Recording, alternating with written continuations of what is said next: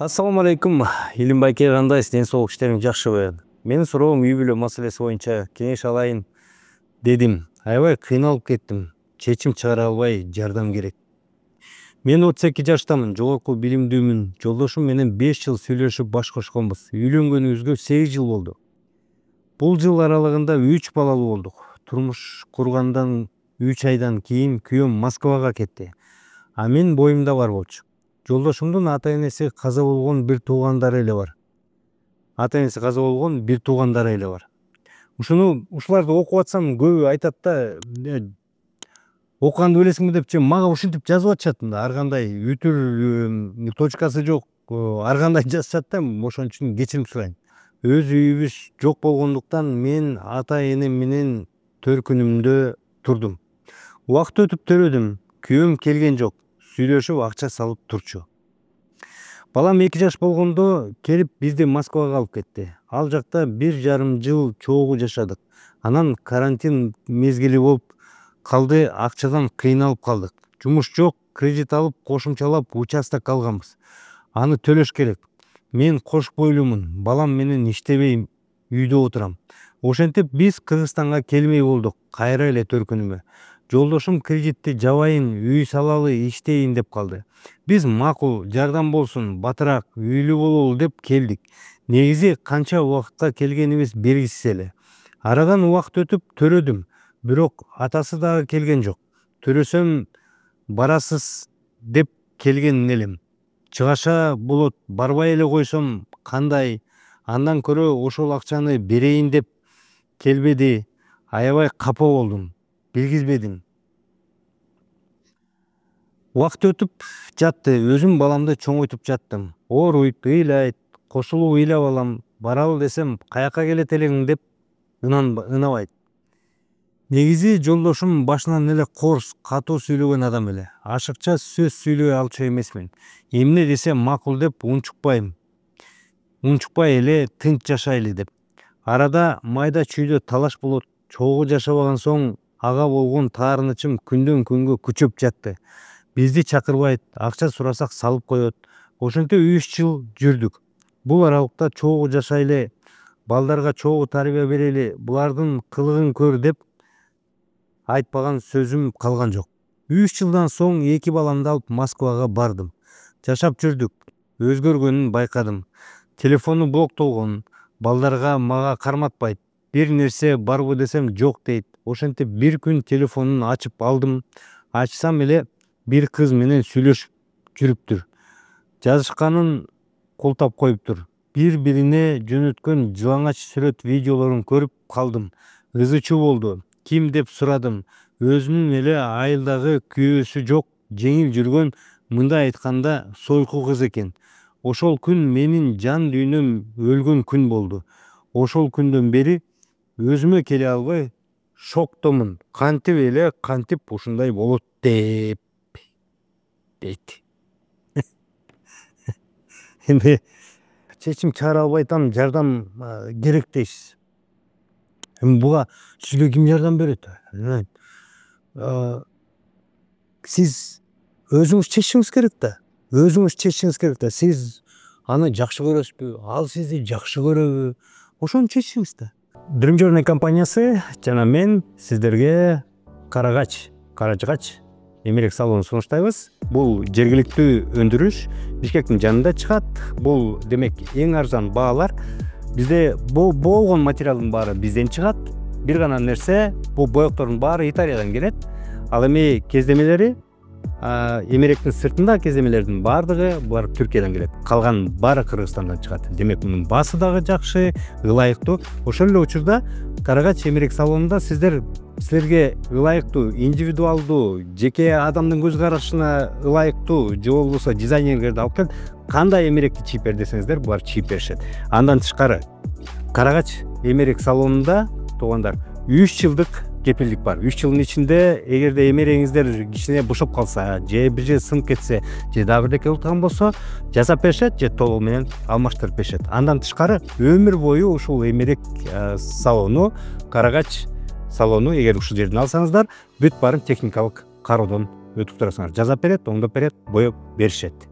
Биздин өндүрүш булардын көп жылдык тарыхы бар. 12 жылдан ашык кыргыз балдары, кыргыз жигиттери ушул эмерек салонун кылып келе жатышат. Өзүбүздүн өндүрүшүнү колдойлук, ишенсеңиздер болот.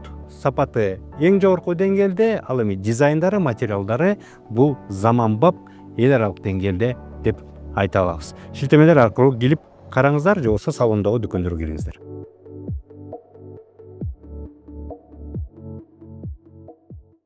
Ал эгерде жакшы көрүп мен жашайм деп сизден суранса, сиз анда өзүңүздөн сурашыңыз керек.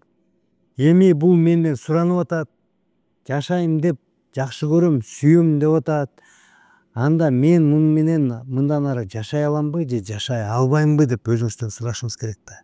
А эгерде сизди сүйбөсө, сизден суранбаса, анда сиз бул кишиге кереги эле жоксуз да. Мен 3 балам деп айтып атасыз. 3 бала менен сиз мисалы кол кадыр кылбай деле койсоңуз болот. Эркек деген ушундай 3 бала эмес, 6-10 баласын таштап деле кете берет эркек деген. 3 жыл жашап аптырсыз бирге, ал 3 жыл эркек эшик такалап жүрдү дейсизби? 3 жыл албетте эркек ар ким менен жүрдү. Мен мындай деп айтайынчы, 99% эркек 3 жыл эмес, 1 жыл бир жака кетирсеңиз эшек такалабайт ал. Такалайын десе эшек да жок да. Ошон үчүн башка эле силерге окшогон эле келин кыздарга барат. Жана сиз жазып атпайсызбы, жеңип жүргөн, мындайча айтканда сойку. Эми аял кишиге беркин баары эле сойку боло берет. Сиз дагы бирөөнүн күйөөсүн тартып алсаңыз, ошо сиз сойку болосуз. Бул ал турган иш. Анан мындай да, ал жакта ошол кырмакчанын ичинде сойкулар толтура табылат. Анан сиз өзүңүз сүйлөшүп алып, өзүңүз чечиңиз да. Жок, көңүлүмө жатпай десе, анда кетиңиз. Жашай аласызбы өзүнчө? Жашаңыз, сүйлөшүп алып бөлүшүңүз. Анан сиз мындай да, күйөөнү менчиктей көрөсүз да, сиз бул жерде күйөөм мен аябай тыйынттым, күйөөнү менчиктей көрүп атасыз да сизчи. Мен 3 бала төрөп бердим, эми мени баксын, балдарымды кошо баксын дегендей, күйөө менчик эмес. Точно так же сиз күйөөңүзгө менчик эмессиз да. Ошондой эле күйөөңүз да сизге менчик эмес. Жанагы аял күйөө мынтип жарашканда бири бирибизди менчикке беребиз дебейт да. Бири бирибизди менчикке берем, мен аялыма менчикке берем, тиги аял андай жок. Андай жок. Жанагы силер тут деп музыкада жана кол коюп атпайсыңарбы? Кол койгон бул келишим, жөн эле келишим. Ал келишимдин аты мындай, ал тиги бракосочетание деп мыйзамда жөн эле кооз кылып айтып коет. Ал жөн эле келишим мындай. Чогуу чарбаны бирге жүргүзөбүз деген. Оокатты бирге кылабыз деген эле келишим. Болду. Оокатты бирге кылабыз. Ошеки экөөбүз ушинтип кол коюшуп келишимди түзгөндөн баштап, экөөбүздүн тамагыбыз да бир, наныбыз да бир, кийимибиз да бир деген сөз. Там тапсак, там курсак, ошондо 50% бөлүшөбүз деген. Бала төрөсөк, чогуу багабыз деген сөз. Ушундай. Бала төрөсөк, жоопкерчилик экөөбүздүкү 50-50 деген сөз. Бири-бирибизге менчик деген сөз жок ал жерде. Күйөөңүз сизге менчик эмес ал. Күйөөңүз каалаган нерсени кылат. Ал мамиледен эле да. Ошондуктан сиз өзүңүз сурашыңыз керек. Аны эмнеге таарынасыз? Ага эмнеге таарынасыз? Ага таарынган бесполезно. 3 жыл анда сүйлөшпөйт белеңер, ошончолук болсо 3 жыл сүйлөшпөйт белеңер. Ачык эле күйөөм, мен мына биякта жүрөм, 3 жыл жүрөм, 3 жыл сен эмне кыласың? Ачык айтканда ким менен секс кыласың деп сүйлөш керек да. Же эмне бирөө менен секс кыласыңбы, же 3 жыл бою колуң менен секс кыласың деп сүйлөш керек да. Мисалычы, кеп ошондо да. Балким аял киши ошо жыныстык катнашы жок, көбүрөөк чыдайттыр. Эркек киши көп чыдабайт. Эркек киши көп чыдабайт. Ачыктан ачык эле болгон сөз да, аны жашырганда эмне? Ошону дагы ачык сүйлөшүп алыш керек. Эркек киши эми билбейм, жарым жыл чыдайттыр, бирок 3 жыл эмес да.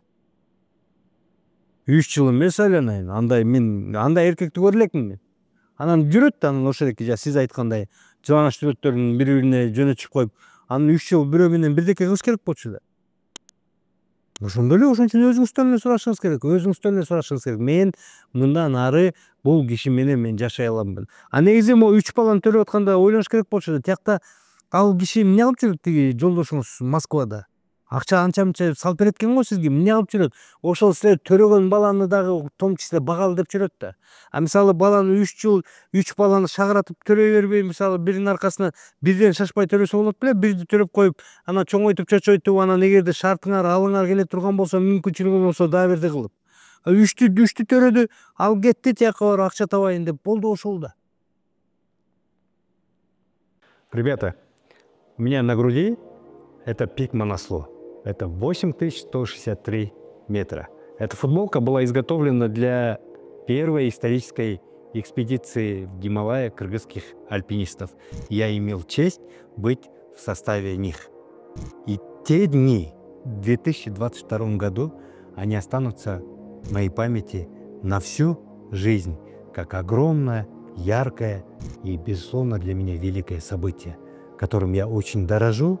И когда я каждый раз вижу горы, или каждый раз одеваю футболку, или каждый раз при подобной ситуации, я вспоминаю с большим счастьем, воодушевлением, что в моей жизни было такое огромное событие, которое каждый раз меня подогревает и дает мне энергию.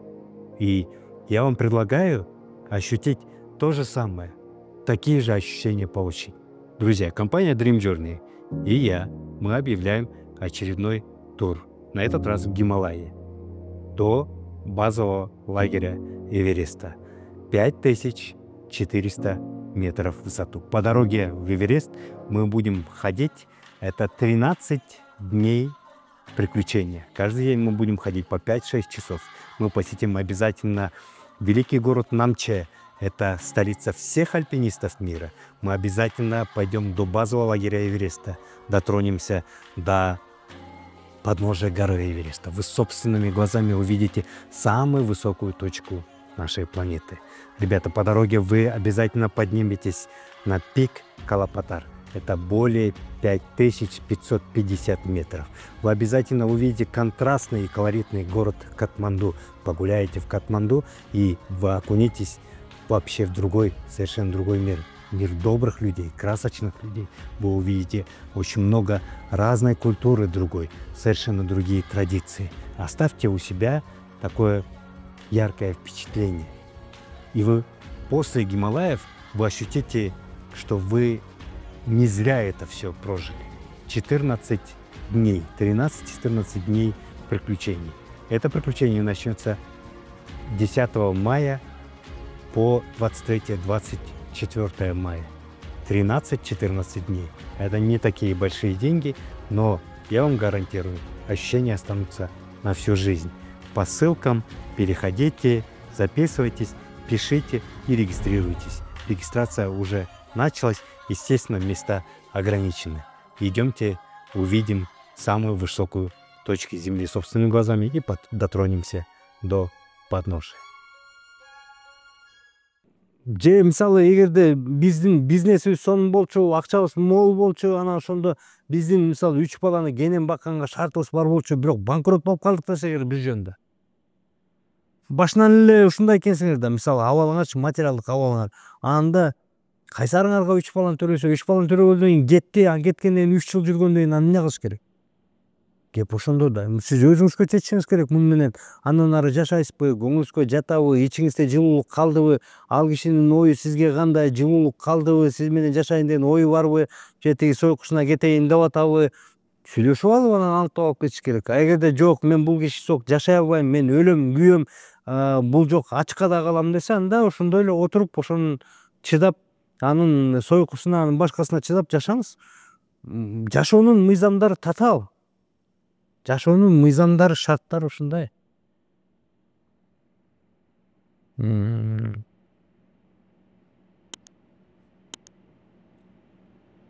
Кыйналып кеттим, чечим чыгара албай жардам керекти. Чечим ошол эле, башка жок. Сиз өзүңүздөн өзүңүз сурап эле чечим чыгарышыңыз керек. Башка чечим жок буга. Ушундай. Эми эмне дейм? Аманчылык тилейм, ийгилик тилейм. Чечилип кетсин. Өзүңүздү өзүңүз табыңыз, ачып алыңыз. Ийгилик.